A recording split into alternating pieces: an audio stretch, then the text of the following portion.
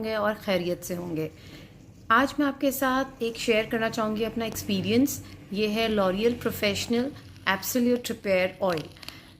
बहुत ही अच्छा repair oil है, एक्सीलेंट। आप ये देख सकते हो जैसे कि मैंने ये हाफ़ से ज़्यादा बॉटल यूज़ कर ली है, तो मैंने कहा मैं इसका रिव्यू ज़रूर आपके साथ शेयर करूं।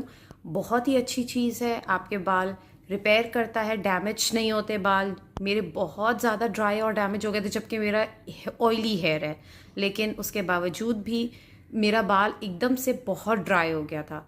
तो मुझे ये किसी ने रेकमेंड किया, बल्कि मैं गई थी एक शॉप